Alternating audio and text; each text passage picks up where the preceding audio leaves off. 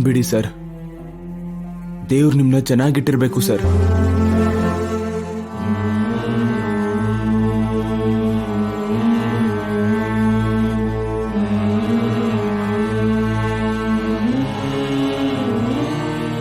ಸ್ವಾಮಿ,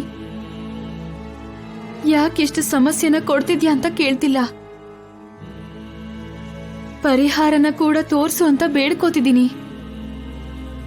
ಶಾಪ ವಿಮೋಚನೆನ ತೋರಿಸ್ದೆ, ವಾರಸ್ದಾರನ್ನ ಹುಡ್ಕೋ ದಾರಿನೂ ತೋರಿಸ್ದೆ. ಆದ್ರೆ ಇವಾಗ ನಮ್ ಪ್ರಯಾಣನ ನಿಲ್ಲಿಸ್ಬಿಟ್ಟಿದ್ಯಾ. ನಮ್ ಪ್ರಯತ್ನದಿಂದ ನಮ್ ಜೊತೆ ಯಾವ ಸಂಬಂಧನೂ ಇಲ್ದಿರೋ ಒಬ್ಬ ವ್ಯಕ್ತಿ ಪ್ರಾಣ ಅಪಾಯದಲ್ಲಿದೆ. ಅವರು ಬೇಗ ಹುಷಾರಾಗ್ಬೇಕು ಸ್ವಾಮಿ. ನಮ್ ಪ್ರಯಾಣ ಮತ್ತೆ ಶುರುವಾಗ್ಬೇಕು. ವಾರಸ್ದಾರು ಯಾರು ಅಂತ ಗೊತ್ತಾಗ್ಬೇಕು.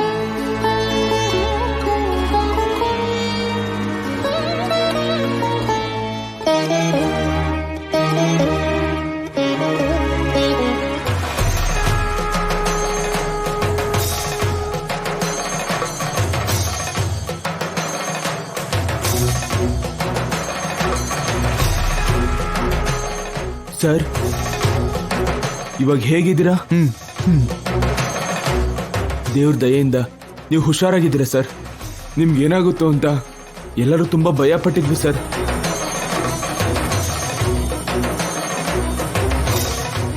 ನನ್ನನ್ನು ಕರೆಸಿ ನಿಮ್ಮನ್ನು ನೋಡ್ಕೊಂತ ಹೇಳಿ ಎಲ್ಲರೂ ಮನೆಗೆ ಹೊರಟೋಗ್ಬಿಟ್ರು ಸರ್. ಫ್ರೆಶ್ ಆಗಿ ಬರ್ತಾರೆ ಸರ್. ನೋಡಿ, ನಮ್ ಸಾರ್ಗೆ ಪ್ರಜ್ಞೆ ಬಂದಿದೆ. ಹಲೋ ಸರ್, ಇವಾಗ ಹೇಗಿದ್ದೀರಾ?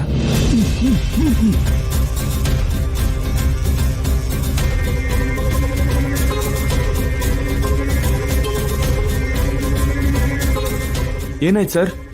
ನಿನ್ನೆಯಿಂದ ಅವ್ರು ನಮ್ಮ ಹತ್ರ ಏನೋ ಹೇಳಬೇಕು ಅನ್ಕೋತಾ ಇದ್ದಾರೆ. ಅದೇನು ಅಂತ ಅರ್ಥ ಆಗ್ತಿಲ್ಲ.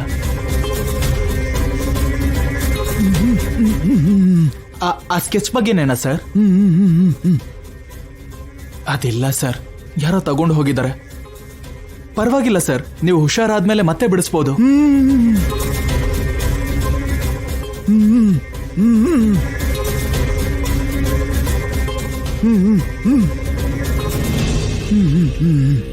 ಏನ್ ಸರ್, ಅರ್ಥ ಆಗ್ತಾ ಇಲ್ಲ.